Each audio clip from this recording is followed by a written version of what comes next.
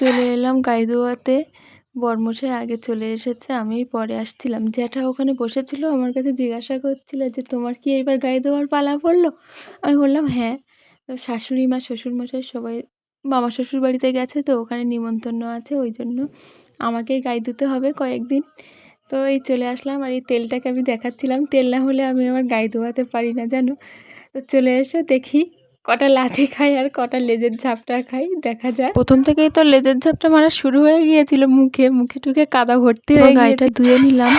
আর বাইরে যা প্রচণ্ড বৃষ্টি হচ্ছিল, ও শুধু ক্যামেরা করছিল বাইরের দিকে, আর ওই জন্য অনেকক্ষণ বসেছিলাম ওখানে গাড়ি ধুয়ে, যদিও বাড়িতে আসতে পারছিলাম না। তারপর শেষে বাড়ি আসলাম। আর এই দেখো ওর অবস্থা, এই দেখো কিরম বৃষ্টি হচ্ছে, খুব সুন্দর আবহাওয়াটা। দেখেছো গাইস, কতগুলো গরু ছাগল সব নাট্টি হয় না। ওকে আমি একটু ভিডিও করতে বলেছিলাম বলে ও দেখো কেমন করে আমাকে ভেঙাচ্ছে।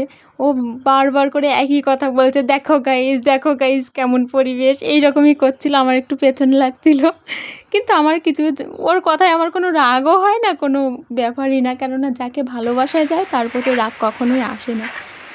তো দেখো ওই দিক থেকে ছেলে আসতে এই বৃষ্টির মধ্যে দৌড়ে দৌড়ে আসছিল, আর এই পায়ে কাদা লাগবে বলে পুকুরের থেকে দৌড়ে দৌড়ে আসছে। ওর ভাবটা দেখো শুধু, একদম বান্দরের মতো এসে বসলো আমার ধারে।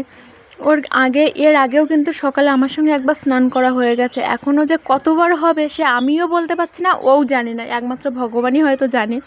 আর গাড়িটা দোয়াচ্ছিলাম, আমি একটু ওকে বকাবকি করছিলাম, কেননা ও যদি একটু লাফালাফি করে তো ওখান থেকে গরুটাও হয়তো লাফালাফি শুরু করবে, তখন আমিও সামলাতে পারবো না আর ওর বাবাও সামলাতে পারবে না, তার জন্য একটু বকাবকি করছি। তিল থেকে তাল হয় কথাটা নিশ্চয়ই সবাই শুনেছ কম বেশি।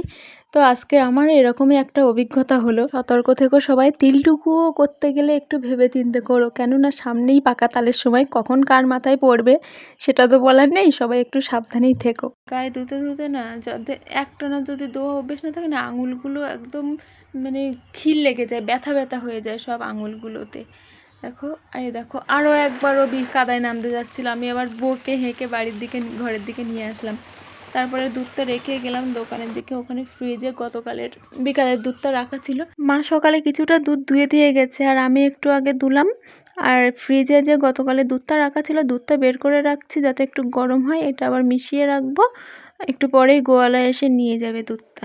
রাধে রাধে।